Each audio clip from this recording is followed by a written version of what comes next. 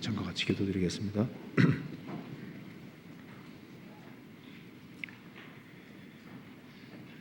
자비로우신 우리 아버지 하나님 감사합니다. 오늘도 저희들을 한자리에 불러 모아주시고 살아계신 하나님 말씀을 배울 수 있게 해주신 것을 진심으로 감사합니다. 하나님의 말씀으로 우리 영혼을 환하게 비춰주시고 이 말씀을 통해서 주의 뜻이 무엇인지를 분별할 수 있도록 도와주시옵소서.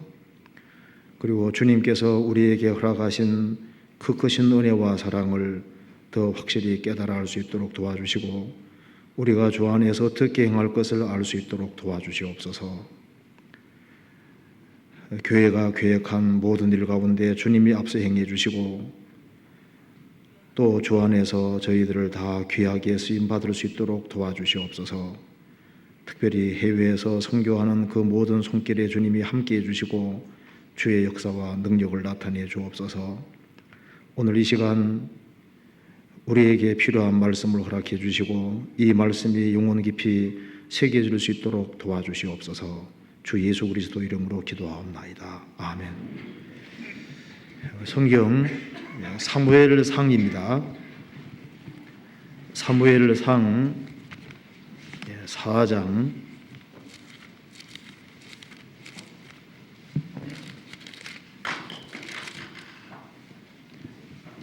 사무엘상 4장 3절입니다.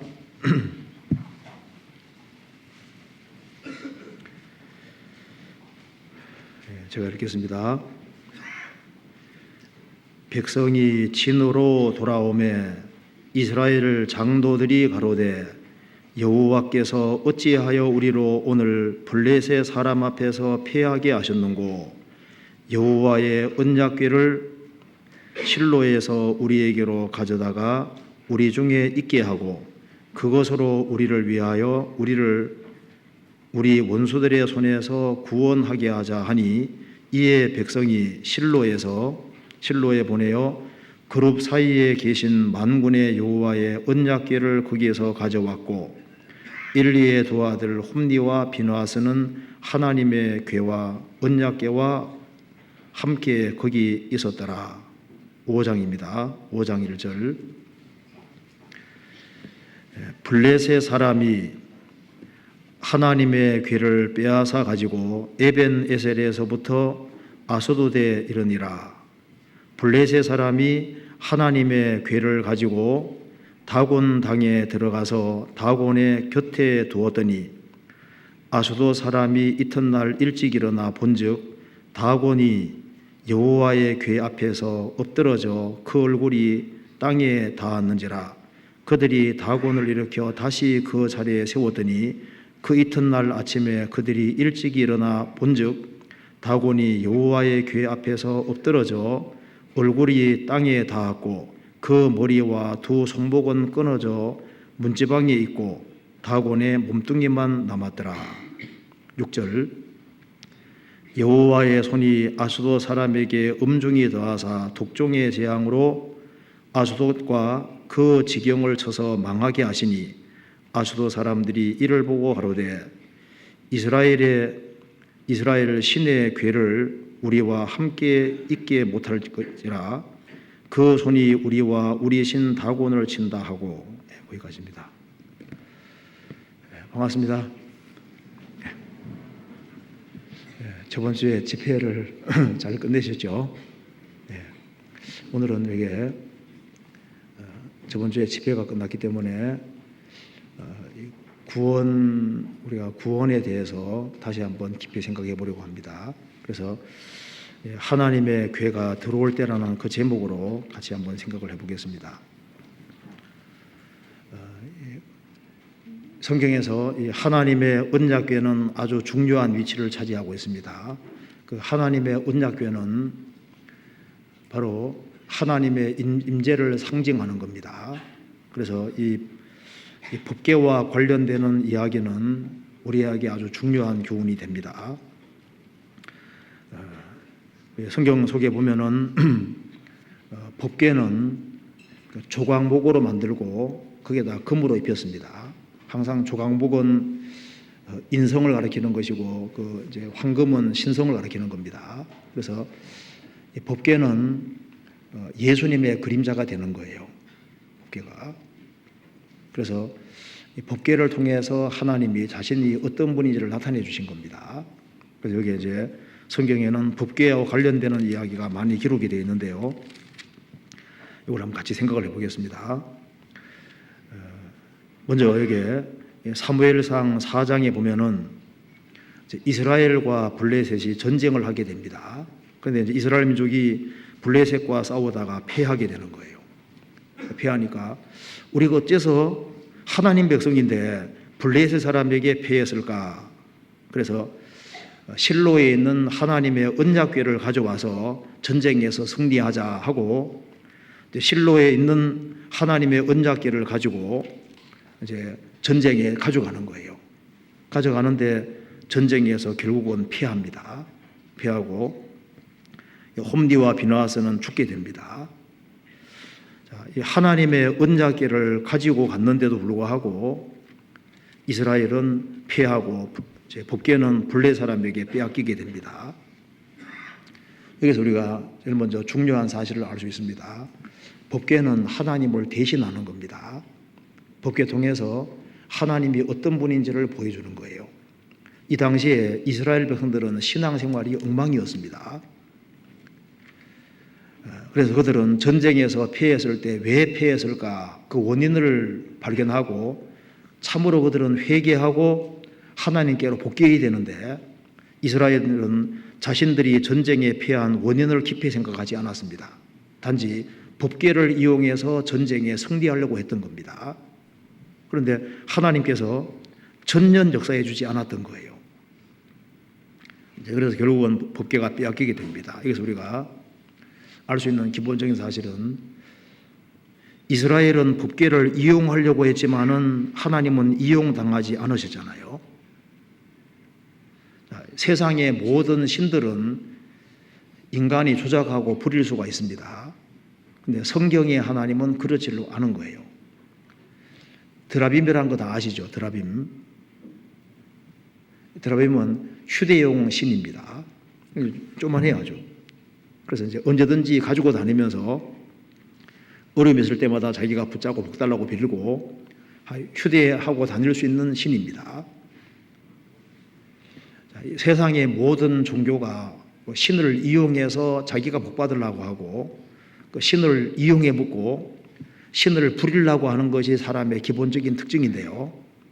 성경의 하나님은 왜 사람들이 그걸 하는지 아시죠? 인간에게 항복을 자꾸 요구하잖아요. 그죠? 성경의 하나님은 절대 인간이 마음대로 부릴 수 있는 신이 아닙니다. 하나님은 사람에게 이용당하시는 분이 아니잖아요. 자, 이스라엘은 하나님께 쓰임을 받아야지 자신이 하나님을 이용해서 어떤 목적을 달성하려고 하는 것은 합당치 않았던 겁니다. 하나님의 말씀 안에 인간이 내려가서 하나님 말씀 앞에 붙잡힌 바 되어야 되는데 하나님 말씀을 이용해서 육신적인 어떤 이득을 취하려고 하고 하나님의 말씀을 이용해서 육신적인 어떤 목적을 달성하려고 하면 하나님이 역사하실 리가 없는 거예요.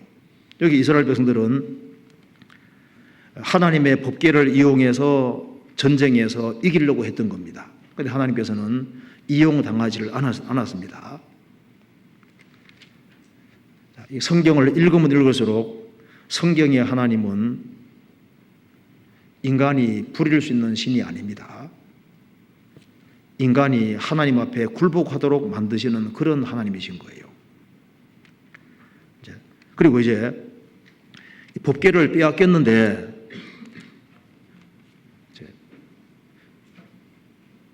하나님의 그 법궤가 블레셋에 빼앗겼는데 블레셋 사람들 있는 쪽으로 가니까 하나님께서 엄청나게 재앙을 내리셨잖아요. 그리고 블레셋 사람에게 법궤를 빼앗겼는데 하나님께서는 이 블레셋 사람에게 엄청난 재앙을 내리고 스스로 빠져나와서 이스라엘 땅에도 가시지 않습니까? 그렇죠? 그래서 우리가 또 중요한 사실을 알 수 있는데 하나님은 이스라엘의 도움을 받아야 될 분이 아닙니다. 하나님은 스스로 자신을 지킬 수 있는 능력이 있는 분이라는 걸 여기서 보여주고 있는 겁니다. 하나님은 사람에게 이용당하지도 않으시고 사람의 도움을 필요로 하는 분이 아닌 겁니다. 사도행전 17장에 말씀하신 대로 또 무엇이 부족한 것처럼 사람의 손으로 섬김을 받으시는 것이 아니니 하나님은 부족한 것이 없습니다. 사람의 도움을 받아야 될 그런 존재가 아닌 겁니다. 그래서 내가 없이는 하나님께서 아무 일도 못하실 거다. 아닙니다. 하나님은 혼자서도 할 수 있습니다. 단지 우리에게 동참할 수 있는 기회를 주시고 하나님께서 혼자 할 수 있으시지만은 인간에게 기회를 부여해 주시는 거예요. 아버지가 바디를 다 할 수도 있지만은 자식이 여러 명 있으면은 자식에게 같이 밭을 갈고 일터에서 일을 할 수 있는 기회를 주는 것처럼 하나님께서는 혼자 할 수 있습니다. 할 수 있음에도 혼자 하지 않으시고 인간에게 기회를 주시는 것 뿐인 겁니다. 그러니까 내가 존재하기 전에도 하나님은 계셨습니다. 내가 없어져도 하나님은 계속 계시는 거예요. 그렇지 않습니까? 그러니까 하나님께 쓰임받지 못하면 사실 자기만 손해보는 겁니다. 그렇잖아요. 여기 이제 하나님께서는 스스로 이 블레셋 사람들 이제 법궤를 뺏어갔지만은 하나님께서는 스스로 이 블레셋에게 재앙을 내리고 그리고 하나님께서는 스스로 이 블레셋에서 빠져나오시지 않습니까?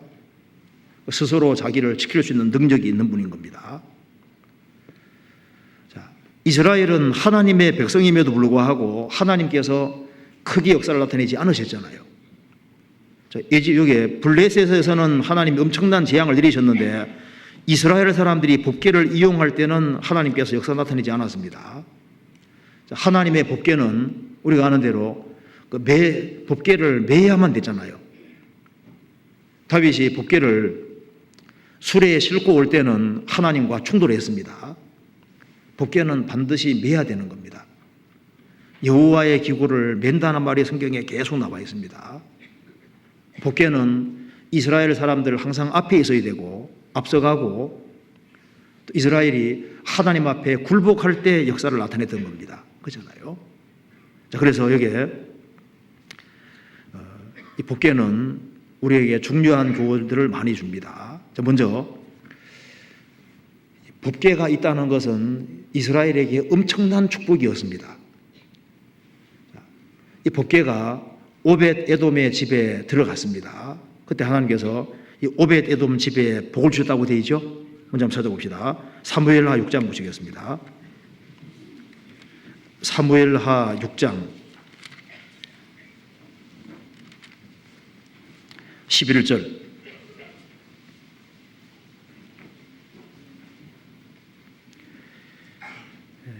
여호와의 궤가 가드 사람 오벳 에돔의 집에 석 달을 있었는데 여호와께서 오벳 에돔과 그 온 집에 복을 주시니라.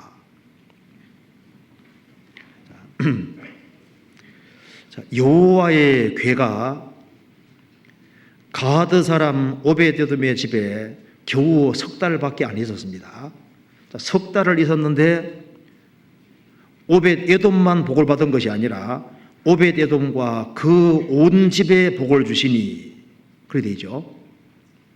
이 법궤는 예수님의 그림자가 되는 겁니다. 자, 눈에 보이지 않는 하나님이 눈에 보이는 모습으로 요약되어 있는 것이 이게 법궤라고 할 수 있는 거예요. 자, 법궤는 하나님의 임재를 가리키는 겁니다. 자, 여호와의 궤가 오벳 에돔의 집에 석 달밖에 안 있었는데 하나님께서 오벳 에돔과 그 온 집에 복을 주시니라. 그처럼 주님이 교회나 혹은 개인 속에 들어와 계시면은 법궤는 완전히 축복의 근원이고 복덩어리입니다. 그렇잖아요. 한 사람이 구원받을 때 주님이 구원받은 사람 속에 들어오십니다. 내 속에 정말 주님이 들어와 계시면은 내게 영원한 복이 들어와 있는 거예요. 복. 그죠? 주 예수를 믿으라. 그리하면 너와 내 집이 구원 얻으리라. 주님은 복 자체가 되십니다. 디모데전서 6장에 말씀하기를 하나님은 복되시며 하나님은 복 자체가 되는 거예요. 이 법궤는 정말 복덩어리였습니다. 그래서 여호와의 궤가 가드 사람 오벳에돔의 집에 석 달을 있었는데 여호와께서 오벳에돔과 그 온 집에 복을 주시니라. 사실 우리가 주님을 잘 받아들이고 그리고 주님을 섬기고 주님 앞에 바른 태도를 취하면은 자기가 복받을 뿐 아니라 또 집안이 복을 받게 되잖아요. 그렇잖아요. 그래서 개인도 그렇고 교회도 그렇고 나라도 하나님을 받아들이는 그런 나라들이 복을 받게 되는 겁니다. 하나님 말씀 가운데 살아가는 그 사람들이 복을 받게 되는 거잖아요. 시편 33편 찾아보시겠습니다. 시편 33편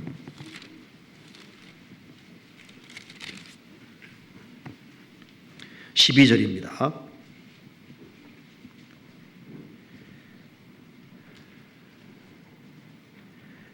여호와로 자기 하나님을 삼은 나라 곧 하나님의 기업으로 빼심받은 백성은 복이도다.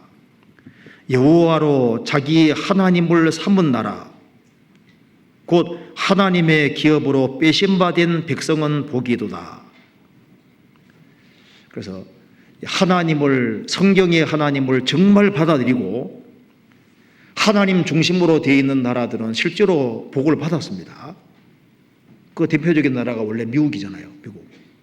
미국은 기독교 위에 세워진 나라입니다. 그런데 이제 하나님을 몰아내기 때문에 복 없는 나라가 되어가고 있는 거예요. 그렇잖아요. 자, 그러면은 여기에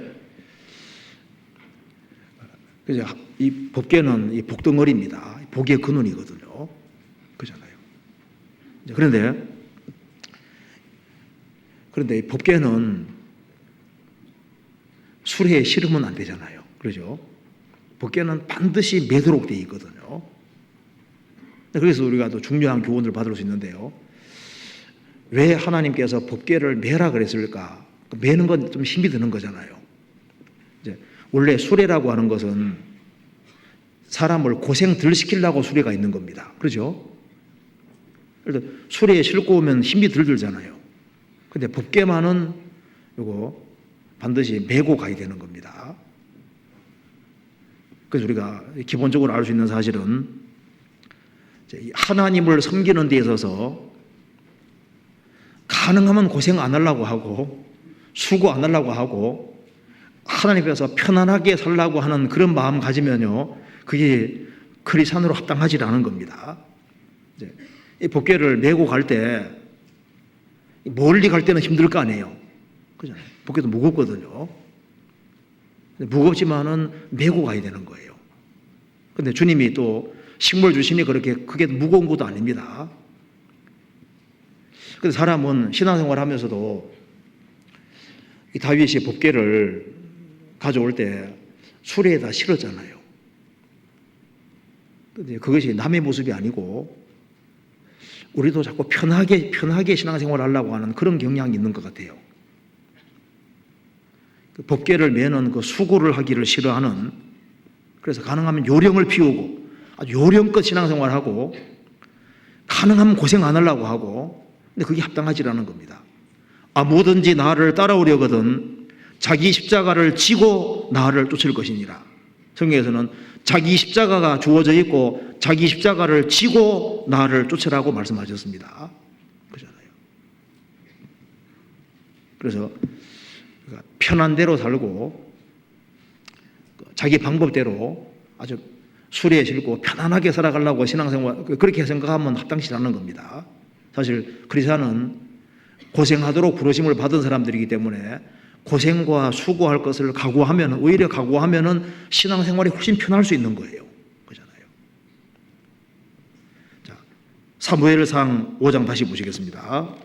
5장에 이 블레셋 사람들에게 하나님의 법궤가 들어오니까 어떤 일이 생겼는지 봅시다. 5장 사무엘상 5장 1절입니다. 블레셋 사람이 하나님의 궤를 빼앗아 가지고 에벤에셀에서부터 아스돗에 이르니라.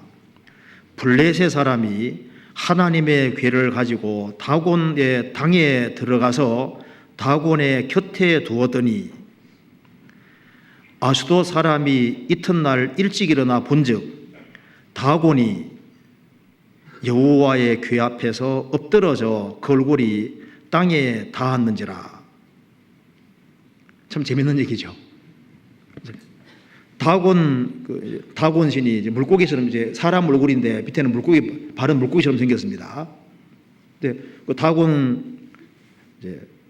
다곤의 당에다가 딱 뒀는데 법궤가 딱 있는데 하나님의 궤가 있는 곳에 우상 단지가 있는 겁니다. 그래서 그 우상이 그냥 탁 꼬꾸러져서 얼굴이 땅에 닿았다. 그리고 여호와의 궤 앞에 엎드러져서 그 얼굴이 닿았다고 했습니다. 그렇죠? 그래서 다시 이렇게 세워놓으니까 그 이튿날 일어나 보니까 다곤이 여호와의 궤 앞에서 엎드러져 얼굴이 땅에 닿았고 머리와 두 손목은 끊어져 문지방에 있고 다곤의 몸뚱이만 남았더라. 참 재밌는 얘기예요. 참 재밌는 장면이죠. 이게 뭘 가르치냐 하면은 하나님의 궤는 하나님의 임재를 상징하는 거잖아요. 그러니까 주님이 역사하시는 곳에는 이와 같은 일들이 벌어지게 되는 겁니다. 자, 먼저 이건 하나의 그림자라고 할 수 있는데요. 그 주님이 진짜 역사하시면은 모든 인간이 세운 모든 우상들은 다 거꾸러질 것을 보여주는 거잖아요. 이걸 통해서 바로 주님이 제일 높으신 분이라는 것을 보여주고 있는 겁니다.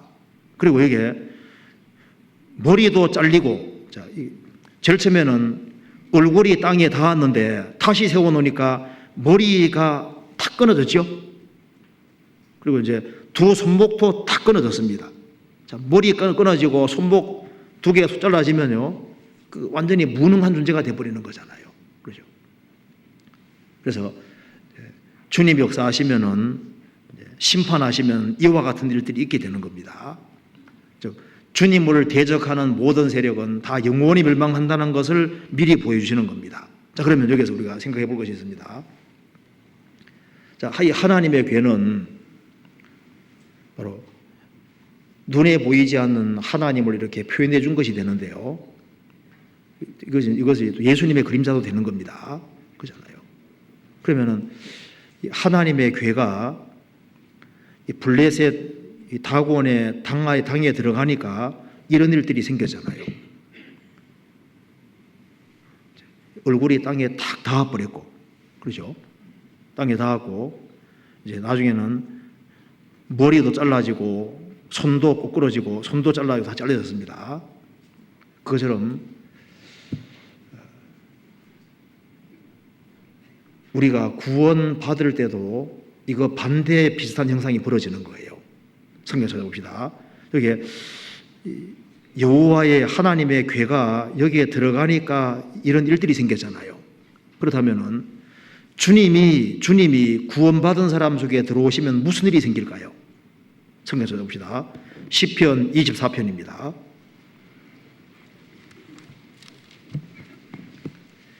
(24편) 7절입니다.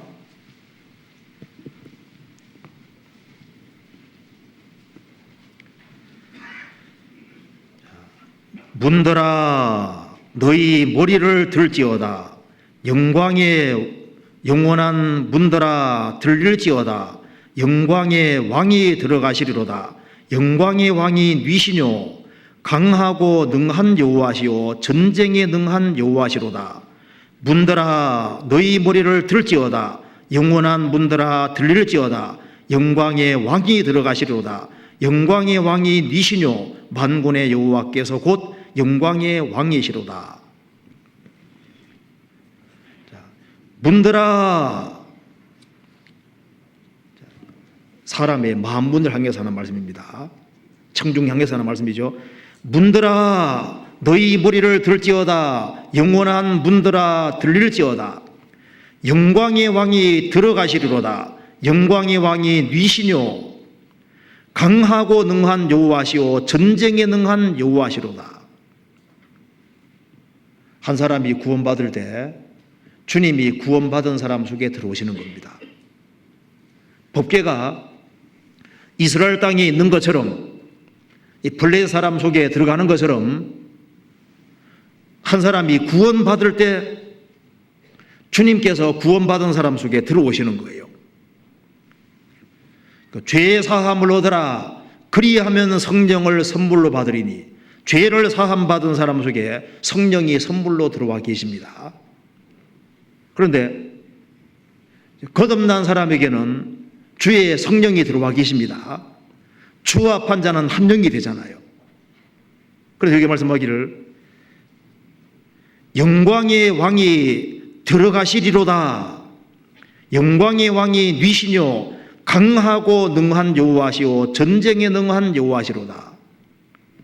우리 주님은 강하고 능한 여호와, 전쟁에 능한 여호와십니다.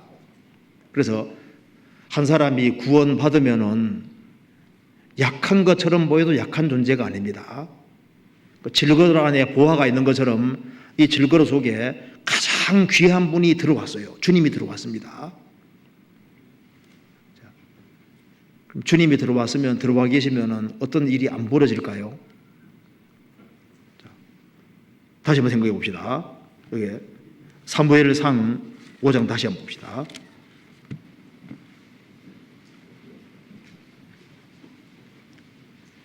3절. 아수도 사람이 이튿날 일찍 일어나 본즉 다곤이 우상이 여호와의 궤 앞에 엎드러져 걸골이 땅에 닿았는지라. 자, 이거와 유사한 것이 주님이 나타나실 때 이와 유사한 일이 벌어지는데요. 사울은 예수 믿는 사람을 그렇게 핍박하고 교회를 핍박한 사람이죠. 그런데 예수님께서 사도행전 9장 보면 담의 우상에 나타나셨습니다. 사울아 사울아 어찌하여 나를 핍박하느냐. 주여 니시오니까 나는 너가 핍박하는 예수니라 하시니까 사울이 어떻게 됐습니까? 완전히 그냥 꽉 꼬꾸러졌잖아요. 그렇죠? 주님 역사하시면은 우상이 그냥 꽉 꼬꾸러지는 것처럼 이 당시에 블레셋 사람이 가장 높게 생각하는 다곤 신도 그냥 팍 꼬꾸러지잖아요. 그처럼 주님 역사하실 때 주님을 그렇게 대적하는 사람도 주님이 크게 역사하시면은 그냥 얼굴이 꽉 닿아버리는, 꼬꾸러지는 거예요. 꼬꾸러지잖아요. 그래서 꼬꾸러져서 사울은 완전히 사람이 바뀌었잖아요. 우리가 하기 수양회 때 어떤 사람은 진짜 강팍하고 아주 완고해요. 그런데 하기 수양회 때 주님이 크게 역사하시면 어떻게 되는 겁니까? 그 아주 도도하고 아주 강팍하고 완고하던 사람이 주님이 크게 역사하시면 어떻게 되는 겁니까?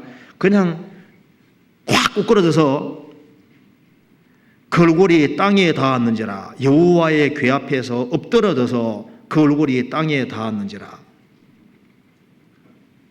주님이 아주 크게 역사하시면은 이런 일들이 생기는 겁니다. 그렇잖아요.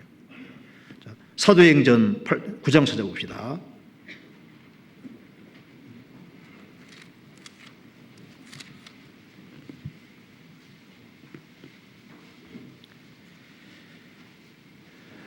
(9장 1절)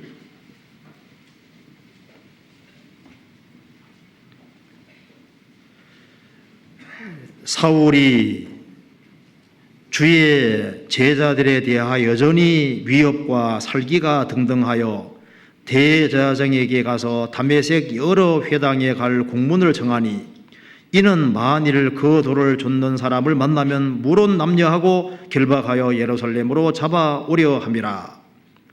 사울이 행하여 다메섹에 가까이 가더니 홀연히 하늘로서 빛이 저를 둘러 비추는지라. 땅이 엎드러져 들음에 소리가 있어 가라사대 사울아 사울아 내가 어찌하여 나를 핍박하느냐 하시거늘 대답하되 주여 니시오니까 가라사대 나는 내가 핍박하는 예수라.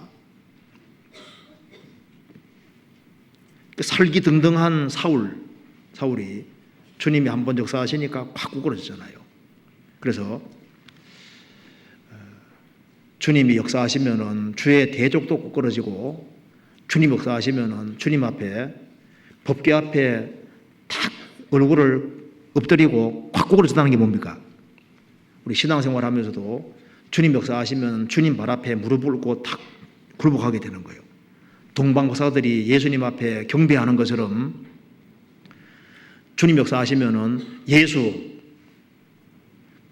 예수님이 누군지를 몰랐을 때는 예수님을 대적하고 했다 할지라도 예수님이 누군지를 확실하게 알게 되면은 만왕의 왕 되신 주님 앞에 무릎을 꿇고 다 굴복하게 되는 겁니다. 그렇잖아요. 우리가 구원받기 전에 이 자리에 있으리라고는 상상도 못했죠. 그런 사람 많죠. 내가 주님 앞에 무릎 꿇고 기도하는 사람이 될 줄 어떻게 알았겠어요? 그렇잖아요. 주님 앞에 아주 납작 엎드리는 사람이 될 줄 어떻게 알았냐고 말입니다. 주님 역사하시면은 그런 일이 생기는 거예요. 성경 시편 95편 보시겠습니다.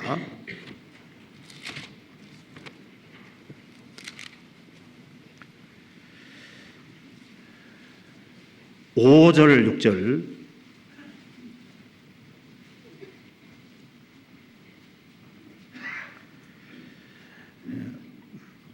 바다가 그의 것이라 그가 만드셨고 육지도 그의 손이 지으셨도다. 오라 우리가 굽혀 경배하며 우리를 지으신 여호와 앞에 무릎을 꿇자. 여기 바다가 그의 것이라 그가 만드셨고 육지도 그의 손으로 지으셨도다.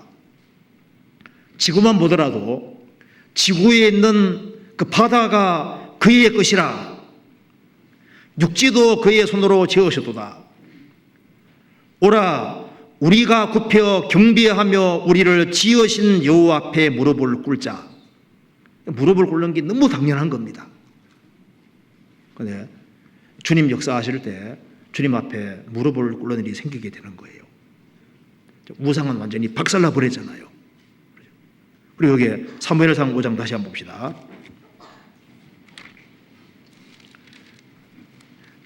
5장 4절에 보시겠습니다. 그 이튿날 아침에 그들이 일찍 일어나 본즉 다곤이 여호와의 궤 앞에서 엎드러져서 얼굴이 땅에 닿았고 그 머리와 두 손목은 끊어져 문지방에 있고 다곤의 몸뚱이만 남았더라.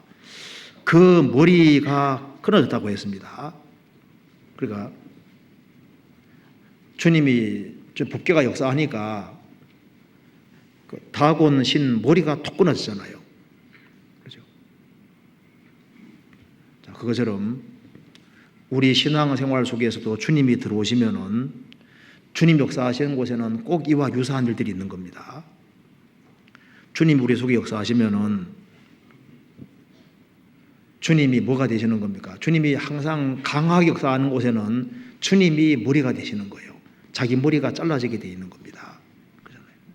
그래서 이 교회 안에도 주님 역사하시니까 교회의 머리가 누굽니까? 주님이시잖아요. 그렇죠? 우리는 다 쓰임받는 부분입니다. 개인에게도 주님이 들어오셔서 주님이 정말 그 사람 속에 역사하신다면 주님이 그 사람의 머리가 되는 거예요. 그렇잖아요. 자기 머리를 잘라버리게 되는 겁니다. 여기 이제 레위기 1장에 번제 드리는 얘기가 나오는데요. 번제 드릴 때 특징이 뭡니까? 머리를 새의 목을 딱 비틀어서 목을 딱 끊어버리잖아요. 그렇죠? 한번 찾아봅시다. 레위기 1장 보시겠습니다.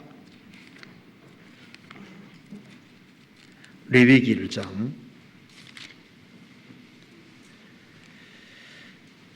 14절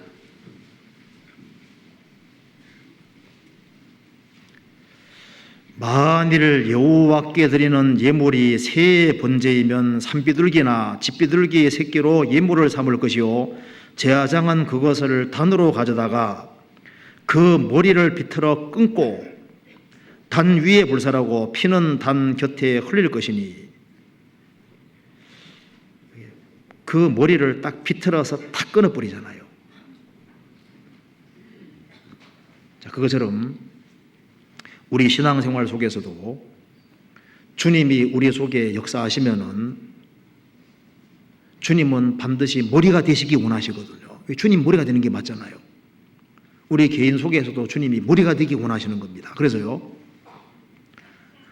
머리가 탁 잘라지는 것처럼요, 우리 신앙생활 속에서도 주님이 내 주인이 되기 원하시는 겁니다. 그러니까 우리가 구원받을 때 예수님이 내 구세주인 동시에 뭡니까? 내 주인으로 들어오신 겁니다. 그렇잖아요. 주님이 내 속에 크게 역사할수록 주님은 머리가 되고, 그래서 이제 결혼하면은 남편이 머리잖아요. 아내는 몸이 되는 겁니다. 구원받으면은 주님은 내 주인이고 나는 종이 되는 거예요. 그래서 주님은 내 주인으로 들어오신 겁니다. 그렇잖아요. 선교사입니다. 사도행전 2장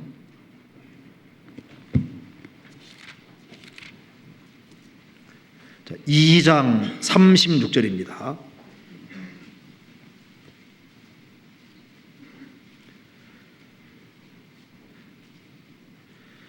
그런즉 이스라엘 온 집이 정령이 알지니 너희가 십자가 못 박은 예수를 하나님이 주와 그리스도가 되게 하셨느니라 하니라. 예수님은 우리의 주시고 그리스도입니다. 주님은 내 구세주인 동시에 내 주로 내 속에 들어오시는 거고, 우리가 구원받을 때 주님을 내 주인으로 받아들인 겁니다. 그러니까 성경에서 말씀하기를 너희가 예수를 주로 받았으니, 골로새장에 나와 있죠. 너희가 예수를 주로 주인으로 받았다. 예수님은 내 주인이고 주님이 내 속에 정말 역사하신다면은 이제는 주님 중심으로 삶을 살기를 원하게 되는 거예요. 그래서 자기의 주장 방법을 잘라버리고 주님 뜻 가운데 굴복에 살기를 원하게 되어 있다 그 말입니다. 로마서 10장 보시겠습니다.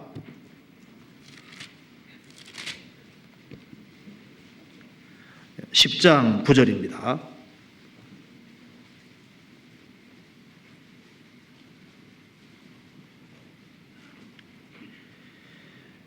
내가 만일 네 입으로 예수를 주로 시인하며 또 하나님께서 그를 죽은 자 가운데서 살리신 것을 내 마음에 믿으면 구원을 얻으리니 사람이 마음으로 믿어 의에 이르고 입으로 시인하여 구원에 이르니라.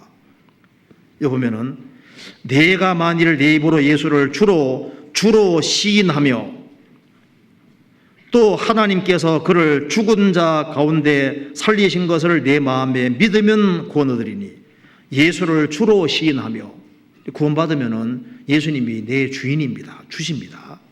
로마서 14장 같이 읽어봅시다. 14장 7절부터 9절까지 한번 같이 읽어보겠습니다. 같이 읽겠습니다. 우리 중에 누구든지 자기를 위하여 사는 자가 없고 자기를 위하여 죽는 자도 없도다. 우리가 살아도 주를 위하여 살고 죽어도 주를 위하여 죽나니 그러므로 사나 죽으나 우리가 주의 것이로라. 이를 위하여 그리스도께서 죽었다가 다시 사라졌으니 곧 죽은 자와 산 자의 주가 되려 하심이니라. 우리 중에 거듭난 사람 중에 우리 중에 누구든지 자기를 위하여 사는 자가 없고 자기를 위하여 죽는 자도 없도다. 왜? 우리는 머리를 잘라버린 사람들인 겁니다. 우리가 살아도 주를 위하여 살고 죽어도 주를 위하여 죽나니 그러므로 사나 죽으나 우리가 주의 것이로라. 자, 주님이 내 속에 정말 들어오셔서 내 속에 역사를 계속 하시면은 너의 주장하고 방법대로 사는 것이 아니라 주님 중심으로 살도록 계속 독려하십니다. 그렇죠? 그리고 두 손도 탁 잘라져 버리잖아요. 그렇죠? 자, 그것처럼 우리가 구원받기 전에 이 손이라는 건 행실을 보통 가리킵니다. 우리 손 가지고 손은 행실을 가리키니까 우리가 구원받기 전에 우리 머리를 가지고서 우리 생각 방법대로 살았잖아요. 또 우리 손 가지고 우리 행실로 우리 죄 가운데 우리 마음대로 막 살았습니다. 그런데 다곤 신이 주님 앞에 다 꼬꾸러지는 것처럼, 꼬꾸러서 다 머리 잘라지고 손 다 잘라지는 것처럼, 손목 잘라지는 것처럼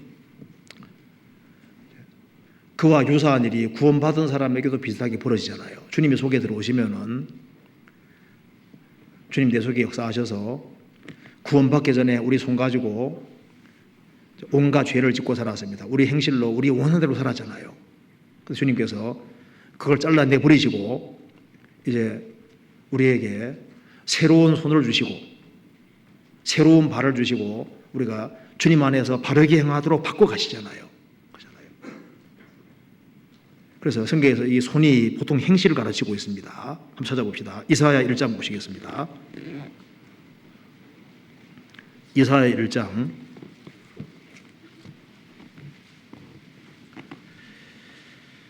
15절.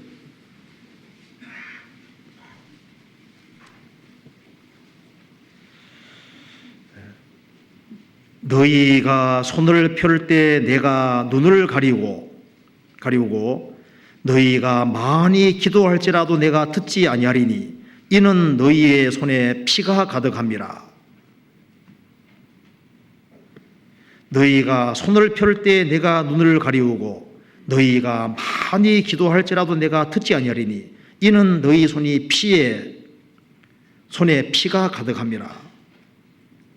이사야 59장에도 이는 너희 손이 피에 너희 손가락은 죄악에 더러웠으며 그 말이 있습니다. 그런데 이제 구원받고 나면은 손이 깨끗하게 되잖아요. 시편 24편 봅시다. 시편 24편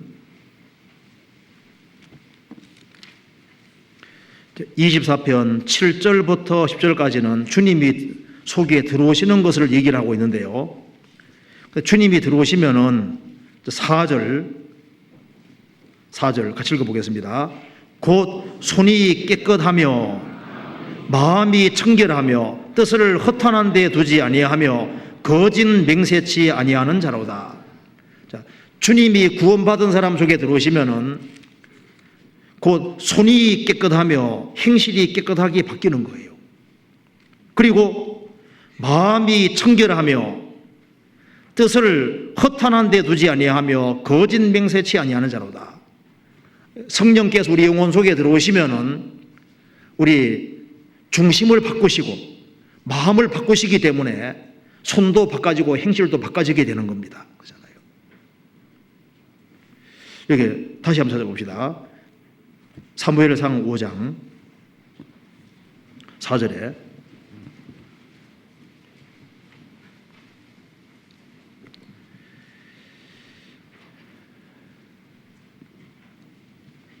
자, 그 이튿날 아침에 그들이 일찍 일어나 본즉 다곤이 여호와의 궤 앞에서 엎드러져 얼굴이 땅에 닿았고 그 머리와 두 손목은 끊어져 문지방에 있고 다곤의 몸뚱이만 남았더라. 몸뚱이만 남으면 아무것도 아니잖아요.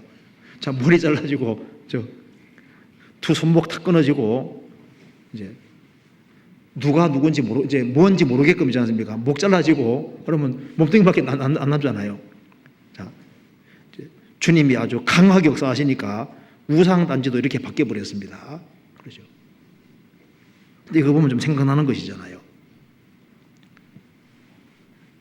구원 받을 때 예수 죽음 내 죽음, 예수 부활 내 부활이 되잖아요. 우리는 구원받을 때 예수님 안에서 죽었고 이제 새로운 생리가 시작이 되는 겁니다. 그래서 사실 구원받고 나면은 주님이 주인이시고 이제 나는 사실 껍데기에 불과한 거예요. 그잖아요. 구원받고 나면은 새로운 피조물로서 새로운 생애를 새로 시작하는 겁니다. 그잖아요.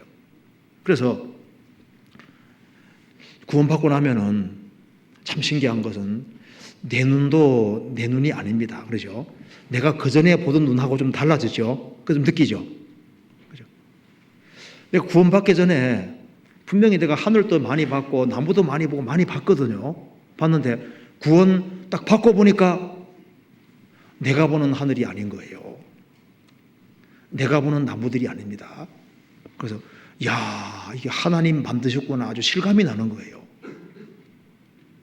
그리고 구원받고 나니까 분명히 똑같은 눈을 달고 있는데 구원받고 나니까 옛날 눈하고 달라졌잖아요. 안 보이는 게 보이죠. 뭐가 보입니까? 성경이 눈에 확 들어오잖아요. 그렇죠? 성경에 있는 예수님이 보입니다. 그리고 찬송가가 보이는 게 신기하잖아요. 그리고 찬송 소리 들으면은 이제 들을 수 있는 귀가 생겼으니까 이 귀도 옛날 귀하고 좀 달라졌습니다. 그렇죠? 좀 달라졌죠. 그리고 안 보이던 교회도 보이잖아요. 그렇죠? 저는 구원받기 전에요, 교회 다니는 사람 이해가 안 되더라고. 그 일단 시간 아깝게 뭐하러 교회 다니는지 전혀 이해가 안 되는 거예요. 제가 구원 받으러 가는 그날에도 몰랐거든요. 구원 받으러 가는 그날에도 그 사람들이 교회 다니는 게 잘 이해가 안 되더라니까요. 근데 83년도 9월 25일에 구원을 덜컥 받아버린 거예요. 구원 받고 나니까 아유, 안 보이는 게 보이더라니까요. 구원 받고 나니까 와, 우리 그 당시에 교회 크지는 않았거든요. 그런데 야, 이 교회가 참 중요한 거라는 걸 금방 알게 되더라니까요. 그리고 신앙생활이 이게 최고 중요한 것도 알겠고, 그리고 형제자매가 눈에 확 들어오는 거예요. 그리고 형제자매가 진짜 이뻐 보여요. 그렇잖아요. 이게 달라 보인다니까요. 그리고 분명히 내가 구원받기 전에 우리 가족들하고 있었을 때 그래도 가족이니까 좋았거든요. 그런데 구원받고 나니까 가족하고 얘기가 안 되는 거예요. 내 가족인데 내 가족이 아니더라니까요. 그거 참 희한하죠. 형제자매들 보면은 내 가족인데 이상하게 내 피부치고 내 가족인데 가족으로 안 느껴지더라고요. 이건 말이 안 통하는 거예요. 그러니까 그 전에 내하고 구원받고 난 이후에 내하고 내가 똑같은 사람인데 약간 달라진 거예요. 그러잖아요. 그래서 코도 바뀌는 게 맞는 것 같아요. 아, 이제 크리스찬이라는 냄새가 좋잖아요. 그 사람은 크리스찬만 보면 싫어하는 사람이 있는데 구원받은 사람은 크리스찬이 바르게 행하는 게 정말 향기로 보이잖아요. 그렇죠? 크리스찬 중에 신앙생활 잘하는 사람 보면 부러워지잖아요. 야, 나는 언제 저 사람 따라가나 그런 생각이 들죠. 우리가 누구 부러워합니까? 구원받고 나면 누구 부러워해요? 신앙생활을 잘하는 사람이 부럽습니다. 구원받고 나면 돈 많은 사람이 부러워요? 이쁜 사람 부러워요? 잘난 사람 부러워요? 아니죠. 구원받고 나면은 일단 구원받고 오래된 사람이 부러워. 저 구원받고 처음에 그랬거든요. 구원받은 지 아주 오래된 사람이 너무 부럽고, 그리고 신앙생활 잘하는 사람이 부럽고, 나는 언제 저 뒤를 따라가나 그런 생각이 들잖아요. 그러니까 이 가치관이 달라지는 것이 맞다니까요. 이게 한국 사람은 물건 살 때 물건 보고 이게 진짜냐 이렇게 묻는다고 합니다. 독일 사람들은 이 물건 오래 쓰냐, 이제 프랑스 사람들은 이게 최신 유행 거냐 유행이냐, 사람마다 똑같은 삶을 봐도 이제 묻는 게 다르잖아요.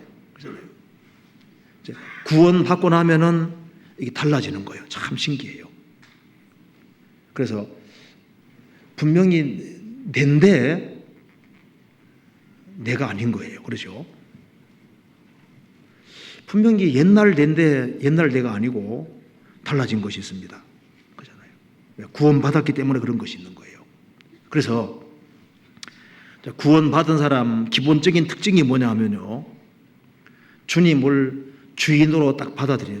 정말 구원받고 나면은 예수님이 내 죄를 정말 사해 주셨고 주님이 내 속에 정말 역사하시면 내가 주님 중심으로 생활을 살아야 되겠다. 그것이 기본적으로 딱 생기게 되는 겁니다. 그렇죠?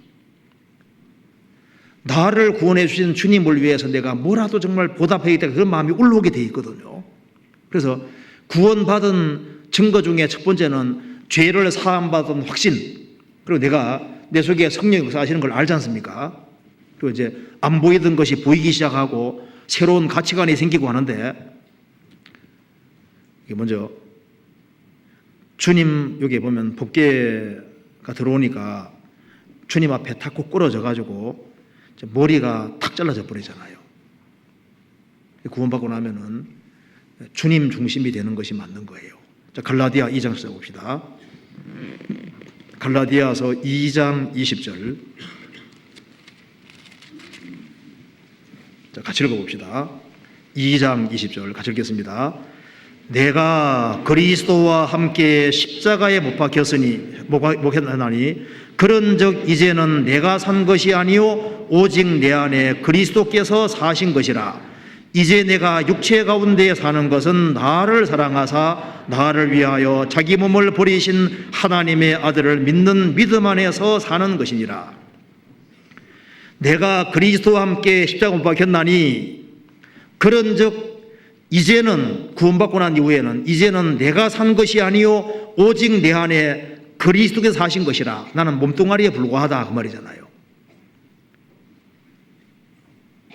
그런데 이제 내가 육체 가운데 사는 것은, 그래 바울 사도도 살고 있잖아요. 그 사람도 이 구절을 가지고서 나는 없어졌고 주님만 내 속에 있다. 내가 하는 얘기는 주님 얘기다. 내가 말하면 주님이 말하는 거고, 그렇게 확대해서 가는 사람인데 아니고, 여기 보면은 바울 사도가 없는 것이 아닙니다. 이 구절을 정확히 이해하기 위해서 한 것 좀 찾아봅시다. 이거 잠깐 접어두시고 찾아봅시다. 데살로니가 전서 5장 보시겠습니다. 5장 10절.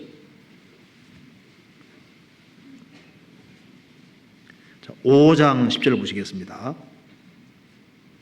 같이 읽겠습니다.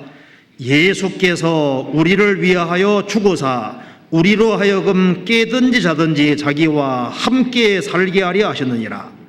예수님이 우리를 위해서 왜 죽으셨냐면은 깨든지 자든지 자기와 함께 살게 하려 하셨느니라. 우리 같이 살라고 구원해 주신 겁니다. 같이 살라고. 그러니까 우리가 구원받으면은 새로운 피조물이 되고, 내 안에 누가 사냐 하면은 주님도 살고 나도 사는 겁니다. 그런데 왜 내가 사는 것이 아니냐 하면은 주인이 바뀌었기 때문에 그런 거예요. 그러니까 신앙생활은 끝까지 주님과 함께 동행하고 함께 사는 생활입니다. 그런데 여기 갈라디아 2장 20절에 그러면 왜 내가 사는 것이 아니라고 했냐 하면은, 갈라디아 2장 20절 다시 봅시다.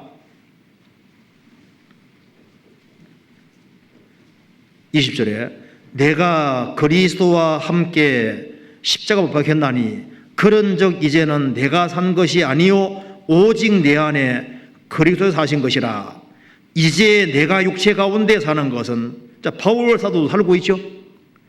자, 내 안에 오직 그리스도께서 사신데 내가 육체 가운데 사는 것은 새로운 피조물로 바울 사도도 살고 있습니다. 그런데 왜 내가 사는 것이 아니냐 하면 주인이 바뀌어서 그런 거예요. 주님 중심으로 살기 때문에 내가 사는 것이 아니다, 그 말입니다. 사람이 이제 결혼하면은 새로 남편을 이제 모셨으면은 이제는 아내는 내가 사는 것이 아니라 내 안에 남편 사는 거나 마찬가지인 거예요. 남편 중심으로 사는 거거든요. 내가 어떤 종으로 팔려갔으면은 주인이 있으면은 이제 나는 주인 중심으로 사는 거니까 내가 사는 것이 아니고 같이 사는데 주인 중심으로 사는 거예요. 한 사람이 거듭나면은, 거듭나기 전에는 하나님은 심판자고 나는 죄인인데, 거듭나고 나면은 이제 주님은 내 아버지가 되고 나는 아버지 아들이 되고, 주님은 주인이 되고 나는 종이 되고, 주님은 신랑 되고 나는 신부가 되는 겁니다. 그러니까 같이 사는데 왜 내가 사는 것이 아니냐 하면은 주님을 중심에 모시고 주님을 내 머리로 두고 살기 때문에 그런 겁니다. 그래서 이 법궤가 들어오는 것에 어떤 역사가 있는 것처럼 주님이 내 속에 들어오셨으면은 거듭난 사람은 누구든지 주님 중심으로 살아야 된다는 것을 당연히 알게 되는 겁니다. 그래서 구원받기 전에는 항상 자기 중심이거든요. 그런데 성령이 그 사람 속에 정말 들어오시면은 주님은 내 주인이 되기 원하시고, 주님이 나를 주장해 주시기 원하시고, 주님 중심으로 삶을 살기를 진짜 원하시는 것이 맞는 거예요. 그리고 내가 주님 중심으로 살지 아니하면 항상 끄리끼도록 돼 있거든요. 그잖아요. 자, 그런데 이제 주님이 내 속에 들어오셨다고 말은 하는데 전혀 변화가 없는 사람이 있습니다. 자, 이 법궤가 들어올 때 어떤 일이 벌어지는데 나는 거듭났다, 나는 구원받았다 하는데 천년 변화가 없는 사람이 있습니다. 왜냐하면 자세히 조사해 보면은 주님이 들어오신 적이 없는 거예요. 성경 마태복음 12장 보시겠습니다. 자, 마태복음 12장 43절입니다.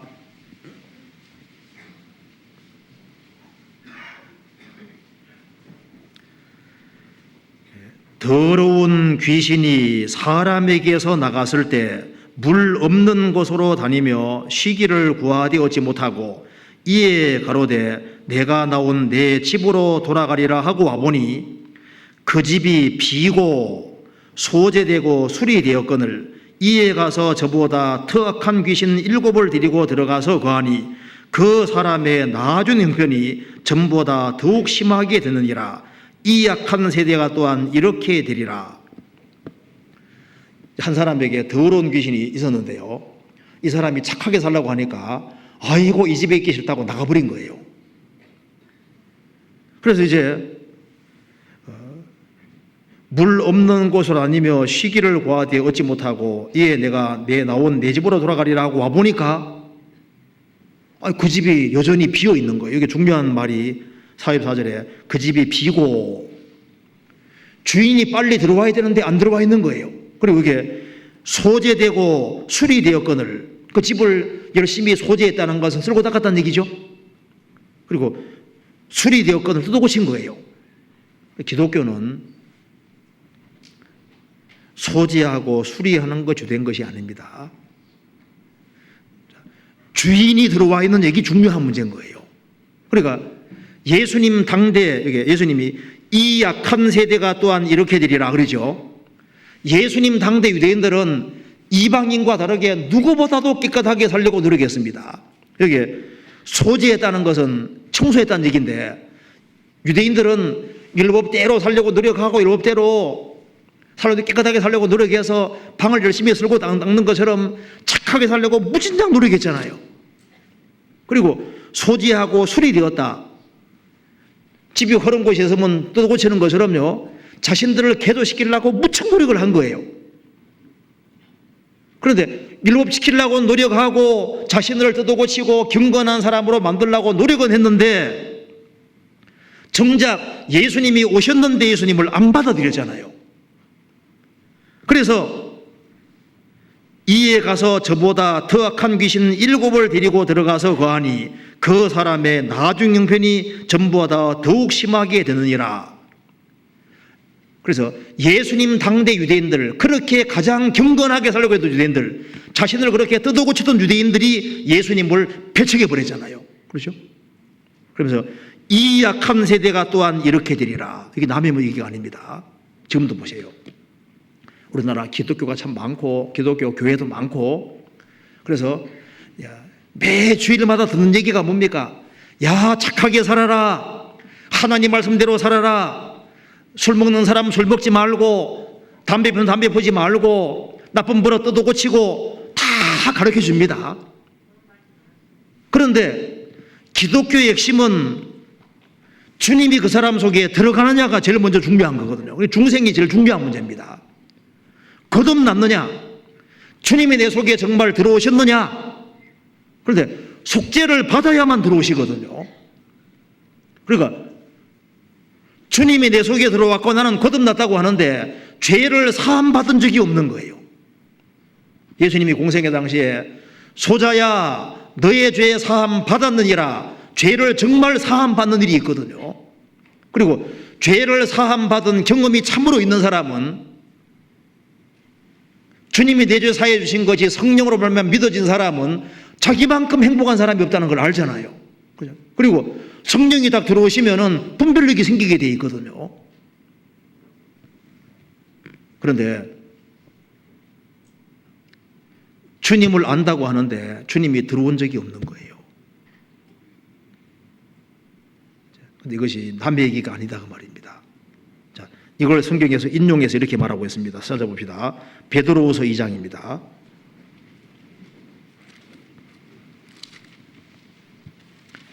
예수님 당시에도 그랬고 사도 시대에도 마찬가지였습니다. 베드로후서 2장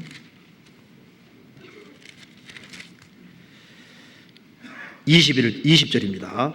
2장 20절. 만일 저희가 우리 주 되신 구주 예수 그리스도를 알므로 세상의 더러움을 피한 후에 다시 그 중에 얽매이고 지면 그 나중 형편이 처음보다 더 심하리니 의의 도를 안 후에 받은 거룩한 명령을 저버리는 것보다 알지 못하는 것이 도리어 저희에게 나으리라. 참 속담에 이르기를 개가 그 토하였던 것에 돌아가고 돼지가 씻었다가 더러운 구덩이에 도로 누웠다는 말이 저희에게 응하였도다.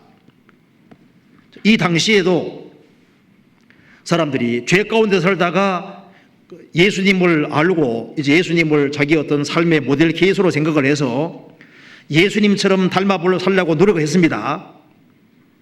아주 그래서 깨끗하게 살려고 노력을 하고 이렇게 해서도 예수님이 정작 그 사람 속에 들어오지 아니하고 그래서 마귀가 더 크게 역사하면은 옛날보다 훨씬 더 악해지는 일이 있는 겁니다. 그래서 마치 성경 말씀하기를 개가 토하였던 곳에 돌아가고 돼지가 씻었다가 더러운 구덩이에 도로 누웠다는 말에 저희 경우에도다.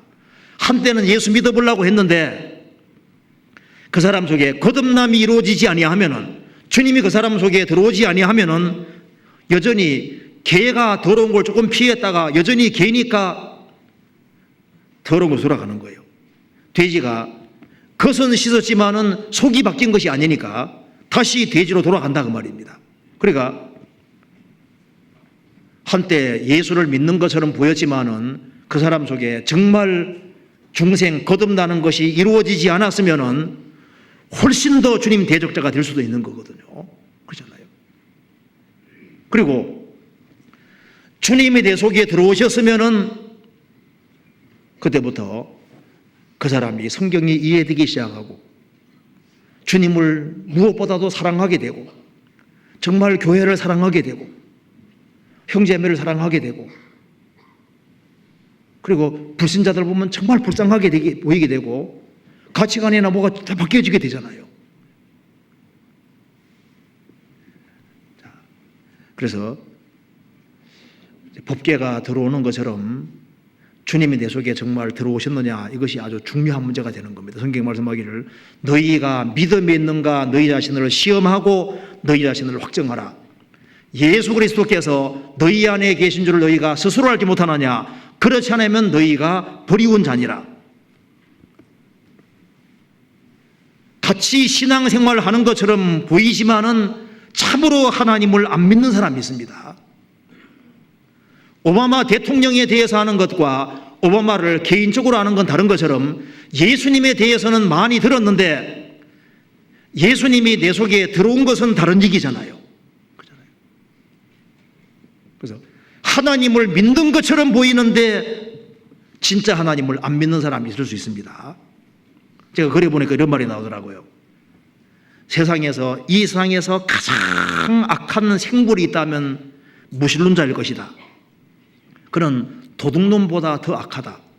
도둑은 우리들의 물건을 훔쳐가지만 무신론자는 우리들로부터 하나님을 훔쳐가기 때문이다.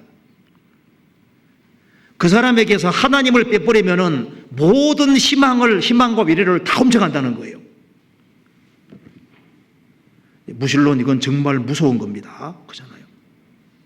세상에서 제일 무서운 것이 이게 무신론인 거예요. 자, 하나님이 정말 계시느냐 이게 참 중요한 문제입니다.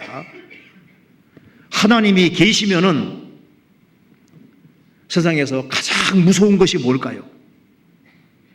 하나님이 계시면은 성경에서는 거듭나라고 말씀하셨는데 거듭나지 아니하면은 하나님의 심판을 피할 수 없는 거예요. 제가 어제도 어떤 글을 읽으니까 이런 말을 하더라고요. 죄 중에 돌격하는 자들이여 크신 하나님과 전쟁을 하자는 것인가? 그건 좀 내용이 좋아서 제가요. 죄 중에 돌격, 담대하게 죄에 달려가는 사람들이요, 그 크신 하나님과 전쟁을 하자는 것인가? 그 하나님을 이기려고 하는 거냐 그 말입니다. 또 책에 이렇게 나오더라고요. 한 방울의 쾌락 때문에 진도의 바다를 마시려는 자는 얼마나 어리석은 자인가? 이상의 한 방울의 쾌락 때문에, 그 한 방울의 그 잠깐의 쾌락 때문에 죽음 건너가서 하나님의 진도의 그 바다를 마시려는 그런 사람이 있는데 얼마나 어리석은 자인가? 그러죠. 이 세상의 잠깐의 어떤 쾌락과 그런 것 때문에 자기 영혼을 소홀히 하는 사람이 있습니다. 우리가 날이 가면 갈수록 주님의 생명을 얻었느냐 얻지 않았느냐, 이것이 가장 중요한 문제인 거예요. 이 세상에서 아무리 누리고 살아도 그리스도를 참으로 알지 못하는 사람은 가장 불행한 사람이 되는 겁니다. 제가 찾아보니까요, 그 김일성에 대해서 이렇게 찾아보니까 김일성이 어떤 이불을 덮었냐면은 참새 턱 밑에 잔털로만 만든 이불인데요, 70만 마리 분의 참새 그 턱 밑에 잔털을 뽑아가지고 그 김일성 이불을 만들었답니다. 그거 덮고 잤거든요. 그리고 이제 만소무강 연구소도 있더라고요. 자, 김일성, 이제 김정일, 이제 이런 분들잖아요. 그 만소무강 오래 살게 하려고 연구하는 데도 있고, 그래서 세상에서 아무리 좋은 이불 덮고 자고 아무리 잘 누린다 할지라도 그거 잠깐에 불과한 거예요. 그러잖아요. 주님 앞에 다 부질없는 겁니다. 그런데 이제 이런 경우 있잖아요. 구원을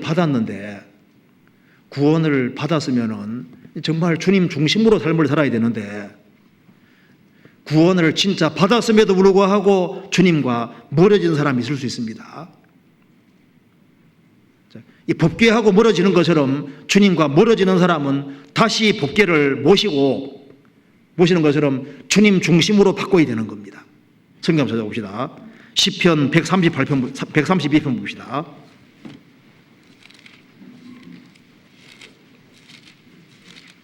자, 132편 1절로 보시겠습니다.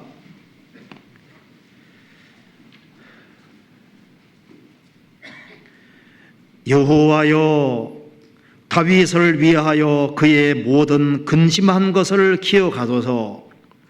저가 여호와께 맹세하며 야곱의 전등자에게 서원하기를, 내가 실로 나의 거하는 장막에 들어가지 아니하며 나의 침상에 오르지 아니하며 내 눈으로 잠들지 아니하며 내 눈꺼풀로 졸기 아니하기를 여호와의 처소 곧 야곱의 전능자의 성막을 발견하기까지라 하였나이다. 우리가 그것을 에브라다에 있다 함을 들었더니 나무 밑 밭에 찾아도다. 우리가 그의 성막에 들어가서 그 발등상 앞에서 경배하리이다. 여호와여, 일어나사 주의 권능의 궤와 함께 평안한 곳으로 들어가소서. 이 다윗의 마음, 다윗이 말하기를, 다윗은 마음에 큰 근심이 있었습니다. 도대체 법궤가 어디 있을까? 그걸 결국은 찾아냈잖아요. 우리 가끔 주님과 멀어질 수도 있습니다. 귀엽고 주님과 바른 관계를 반드시 보게 됩니다. 우리가 무엇을 근심이 되냐 하면은, 내가 신앙생활을 정말 주님 앞에 바르게 하고 있느냐, 거기에 대해서 근심을 해야 됩니다. 이순신 장군은 어지러운 세상 가운데서 근심 묻자 한 글자만 생각난다고 편지 쓴 내용이 있잖아요. 어지러운 세상에서 근심 묻자, 근심이, 국가에 대한 근심이 다 있는 거예요. 우리 개인에게서는 진짜 근심이 될 것이 뭘까요? 내가 주님 앞에서 정말 신앙생활을 바르게 하고 있을까? 나는 주님과 정말 평화를 이루고 있을까? 나는 정말 주님 중심으로 생활을 살고 있을까? 그것에 대해서 진지하게 생각을 해야 되는 겁니다. 여호와여, 다윗을 위하여 그의 근심한 것을 기억하소서. 내 눈으로 잠들게 아니하며 내 눈꺼풀로 졸게 아니하기를 여호와의 처소곳 야곱의 전능자의 성막을 발견하기까지 하리라 하였나이다. 우리가 정말 거듭난 크리스찬이라면은 신앙생활이 정말 최우선일 겁니다. 그 쇠똥구리 보셨죠? 쇠똥구리 쇠똥 차지하려고 전쟁하는 거 보셨죠? 물론 그것이 그들의 식량이니까 이해가 되는데, 와, 쇠똥구리 전쟁 치열해. 한번 혹시 비디오로 봐봐요. 쇠똥 차지하려고 그렇게 하잖아요. 열을 내는데 그게 남의 모습이 아닐 수 있습니다. 우리가 정략 중요한 것을 버리고 신앙생활에서 정말 중요한 것을 잃어먹고 있고 그리스도를 더 얻기를 간절히 원해야 되는데 이 세상 것 때문에 신앙적으로 손해보는 일이 얼마든지 있을 수 있는 겁니다. 주님과는 멀어지고 있는데 모를 수 있거든요. 주님이 내 속에 역사하는지 역사하지 않는지를 아주 분명히 할 필요가 있잖아요. 자, 성경 시편 찾아봅시다. 74편. 우리 기도가, 이것이 우리 기도가 되어야 될 것 같습니다. 시편 74편 찾아봅시다. 3절.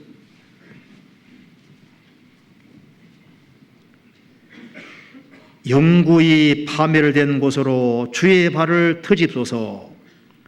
원수가 성소에서 모든 악을 행하였나이다. 영구히 파멸된 곳으로 주의 발을 트집소서.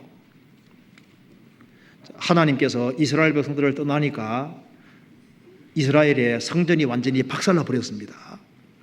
그래서 주여 영구히 파멸된 곳으로 주의 발을 트집소서. 주의 발을 들어서 주님이 다시 우리 가운데 들어오십시오. 우리가 신앙생활 속에서 주님을 배척할 수도 있습니다. 주님,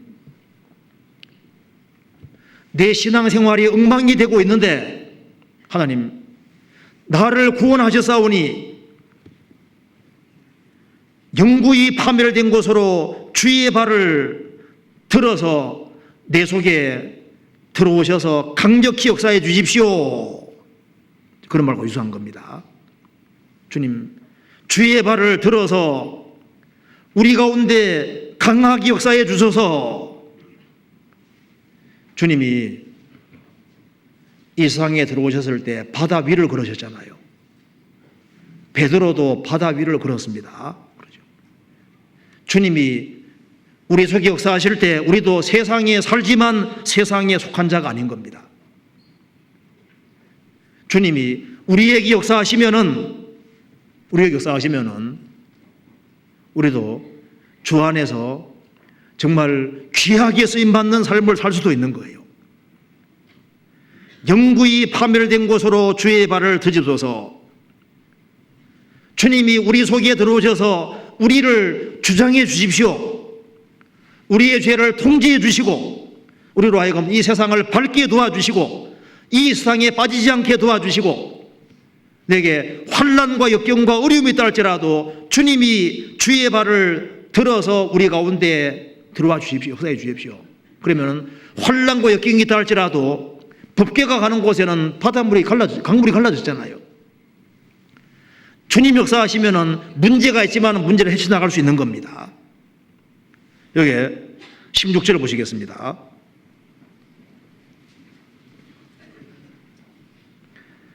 낮도 주의 것이요 밤도 주의 것이라. 주께서 빛과 해를 예비하셨으며 땅의 경계를 정하시며 여름과 겨울을 이루셨나이다. 낮도 주님의 것이고 밤도 주님의 것이고 여름도 주님의 것이고 겨울도 주님의 것입니다. 이스라엘이 하나님 앞에서 신앙생활을 잘할 때는 하나님께서 이스라엘 사람에게 낮을 주셨잖아요. 이스라엘이 하나님을 등지는 삶을 살 때는 하나님께서 이스라엘에게 밤을 주시고 이스라엘에게 겨울도 주시고 여름도 주셨습니다. 우리가 주님 앞에 바른 태도를 취하고 살아갈 때 하나님께서는 우리 인생이 어둡더라도 주님이 발을 들어서 우리 가운데 역사하도록 길을 열어두시면 인생의 밤도 낮으로 바뀌어집니다. 예수님 오시기 전에 세상은 어둠이었는데 예수님이 들어오시니까 예수님이 흑암에 앉은 백성에게 빛을 비추셨잖아요. 주님이 들어오는 곳에는 항상 뭐가 있습니까? 빛이 있습니다. 인생에 어둠이 있다 할지라도 주님이 역사하시면 어둠을 빛으로 바꿔주시는 거예요. 그래서 영구히 파멸된 곳으로 주의 발을 들어 주십시오. 들어서 우리 가운데 투로 역사해 주십시오. 자, 근데 여기서요, 이 블레 사람들 속에 들어왔지만은 블레 사람들은 회개하지 않았잖아요. 그렇죠? 회개하지 않으니까 주님이 아주 엄중하게 심판을 거듭하셨습니다. 자, 주님이 역사하셔도 회개치 않는 사람은 심판밖에 남은 것이 없습니다. 자, 지금 인생들은 하나님과 전쟁을 하고 있습니다. 항복하지 않거든요. 옛날 그 수고디안인 성경에 수고디안 야만인이라고 되어 있잖아요. 전쟁 잘한 민족입니다. 그 수고디안인은 전쟁할 때 적이 딱 쳐들어오면은 그물을 딱 그어놓고 그 두목에게 말합니다. 그물 딱 그어놓고 이 검 넘어오지 마라. 이 검을 넘어오면은 이제 너희와 우리는 영원한 전쟁의 대상자가 되는 거다. 세상 끝날 때까지 우리는 너희들과 영원히 전쟁하는 사람이 되는 거다. 여기에서 이 검을 넘어오지 아니하면 너희와 우리는 평화가 있을 것이다. 딱 넘어오면요, 수구디아인들은 막 목숨 불사하고 끝까지 싸운 민족이잖아요. 우리 인생에도 마찬가지입니다. 주님께서 이 그물을 넘어오지 말아라. 그런데 하나님과 끝까지 전쟁하는 사람이잖아요. 절대 하나님을 이기지 못합니다. 이길 수가 없어요. 하나님과 전쟁에서 이기려 하면 안 됩니다. 법계와 싸워 이기려는 것은 형병식 못하잖아요. 우리가 구원을 참으로 받았다면은 주님 앞에서 주님과 싸워 이기려고 해야 되느냐, 주님 앞에 정말 굴복하고 살아야 될 것이냐, 깊이 생각할 필요 있습니다. 이 성경에서 말씀하는 대로 성경의 주제가 정말 예수님이고 예수님이 죽으시고 부활하셨고 정말 그분이 만왕의 왕이시라면은, 그분이 정말 지금도 살아계시는 것이 사실이라면은, 내가 정말 생명을 얻은 사람이라면은 우리는 주 안에서 주님이 주고자 하는 것을 얻으려고 정말 열심히 분투하고 노력을 할 겁니다. 그렇잖아요. 정말 하나님의 생명을 얻었다면은 영원한 것을 얻기 위해서 간절히 원할 거거든요. 그런데 하나님의 생명을 얻었다고 하면서도 마음을 다하고 성품을 다하고 뜻을 다하고 목숨을 다해서 정말 주님을 사랑하는 것이 합당함에도 불구하고 그렇게 하지 않고 있는 겁니다. 그렇잖아요. 우리가 한 목표 가지고 살지 아니하면 합당치 못할 겁니다. 주님께서 우리에게 물을 수 있잖아요. 너 사는 목적이 도대체 뭐냐? 저는 안보쪼록 몇몇 사람을 건질라고 사는 겁니다. 주님을 기쁘시게 하기 위해 삽니다. 나의 가장 사랑의 대상자를 주님으로 두고 주님을 정말 기쁘시게 하려고 하는 그것을 목표로 삼고 살지 않는다면 주님이 정말 합당하게 여기실까? 주님 역사하시는 곳에는 요거부터 딱 잘라, 요거부터. 머리부터 딱 잘라지잖아요. 탁 꾸꾸러지잖아요. 그렇죠? 주님이 우리에게 원하시는 것도 제발 너의 수단 방법을 살지 말고 주님 중심으로 생을 살기를 정말 원하시는 겁니다. 한 군데만 더 봅시다. 성경 아가서 1장 찾아보시겠습니다. 1장 12절에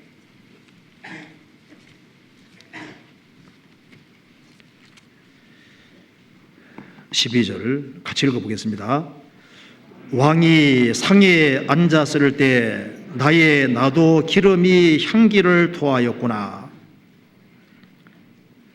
왕이 상에 앉았을 때, 다른 번역에는 왕이 잔치 자리에 앉았을 때 이렇게 번역되어 있습니다. 왕이 잔치 자리에 앉았을 때 나의 나도, 아주 나도 기름은 아주 나드 향기잖아요. 아주 그 비싼 기름이 향기를 토하였구나. 왕이 잔치에 앉았을 때 나의 나도 기름이 향기를 토하였구나. 요거하고 유사한 것이 뭔지 아시죠? 예수님이 계실 때 예수님에게 옥합을 탁 깨트려서 나디향을 부은 사람이잖아요. 왕이 상에 앉았을 때 나의 나도 기름이 향기를 토하였구나. 옥합을 탁 깨야지 향기가 나는 겁니다. 나의 나도 기름이 향기를 토하였구나. 우리 신앙생활 속에서도 언제 향기가 나냐 하면 자신을 주님 앞에서 깨어 바칠 때, 그래야만 우리에게 향기가 나게 되는 거잖아요. 그래서 이게 사무엘상 다시 한번 정리해 봅시다. 사무엘상 5장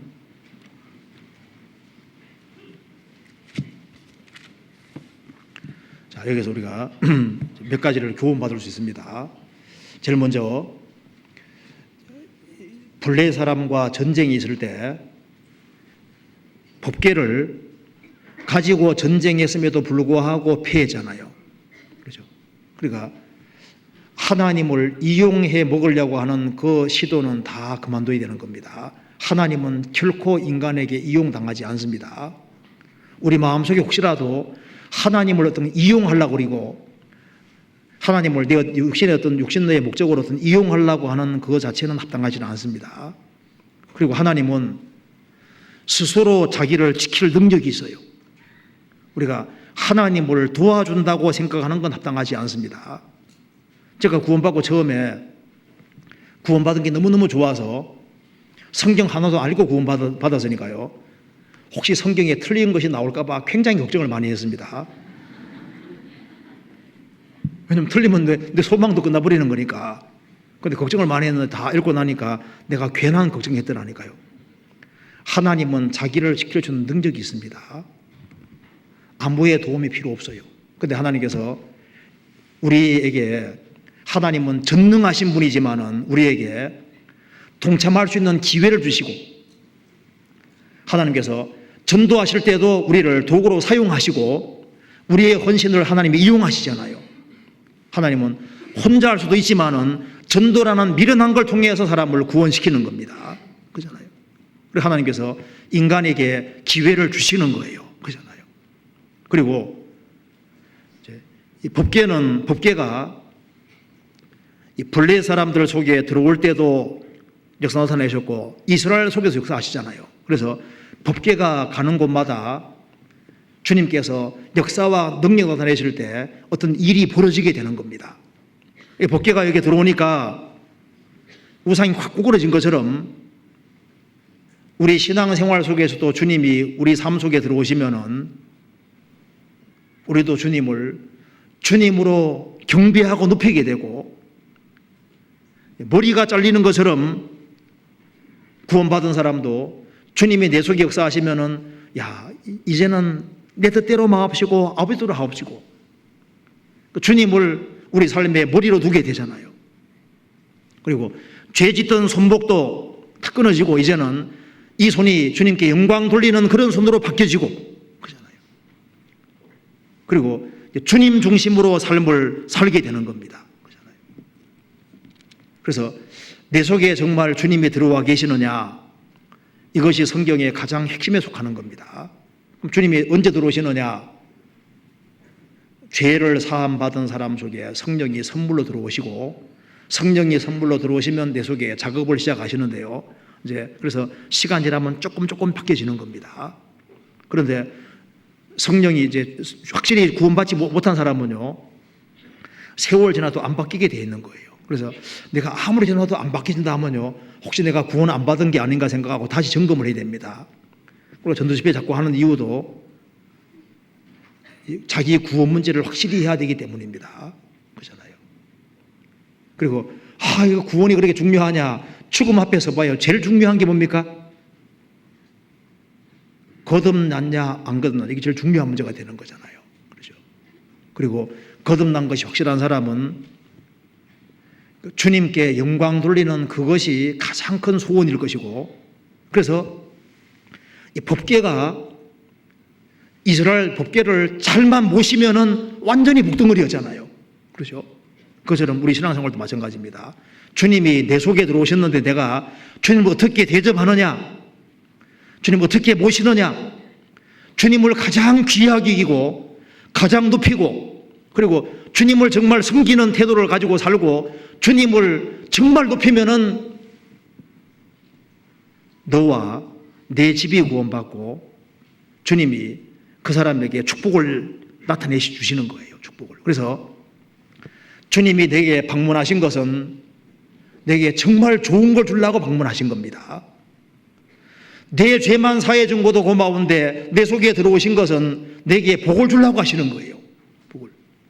우리는 주님을 만왕의 왕으로 섬기고 주님을 정말 높이고 주님 중심으로 생을 살아가면은 그게 복입니다. 어떤 사람은요, 정말 주님을 섬기기 위해서 소득이 적어도 신앙생활 잘하는 길을 택하잖아요. 왜? 주님 삶을 잘 섬겨보려고. 어떤 사람은 바쁘지만은 시간을 탁 잘라주는 게 바치거든요. 왜? 주님께 잘 보이려고 하는 그게 정말 지혜인 거예요. 주님께 시간을 조금 드리고 물질을 조금 드리고 이제 그런 식으로 하는 것이 그게 현명하지 못합니다. 주님은 만왕의 왕이시기 때문에 너의 마음을 다하고 성품을 다하고 뜻을 다하고 목숨을 다해서 섬김받으시라고, 섬김받으 합당하신 분이고 그렇게 하기를 주님께서 원하시는 겁니다. 그건 우리에게 영원한 축복 주려고 하시는 거예요. 그래서 우리가 복귀에 대해서 다시 한번 생각해 봤으면 좋겠습니다. 같이 기도하시겠습니다. 자비로우신 우리 아버지 하나님 감사합니다. 주 예수 그리스도를 이 세상에 보내주시고 또 주님의 그 크신 은혜와 사랑을 받게 해주신 것을 진심으로 감사합니다. 우리에게 오신 주님을 저희들을 가장 높일 수 있도록 도와주시고 주 예수 그리스도를 가장 귀한 분으로 여길 수 있도록 도와주시고 우리 나머지 생에 주님을 높이며 주님을 섬기며 주님을 기쁘시게 하는 것을 인생의 목표로 삼고 생을 살 수 있도록 도와주옵소서. 오베데돔 집에 복궤가 들어옴으로 축복을 받은 것처럼 저희들이 주님을 편안하게 모실 수 있도록 도와주시고 주님을 기쁘시게 할 수 있도록 도와주옵소서. 하지만 저희들은 연약합니다. 주님을 슬프시게 할 때도 너무나도 많이 있습니다. 주님께서 저희들의 마음을 아쉬움에 저희 마음을 일깨워 주시고 저희 나머지 생에 주님을 섬기며 주님을 기쁘시게 하는 삶을 살 수 있도록 도와주옵소서. 그리고 교회가 계획한 모든 일에 주님이 앞서 행해 주시고 주의 역사와 능력을 나타내 주옵소서. 우리 나머지 모든 생에 주님의 거룩한 말씀으로 다스려 주옵소서. 주 예수 그리스도 이름으로 기도하옵나이다. 아멘. 찬송 같이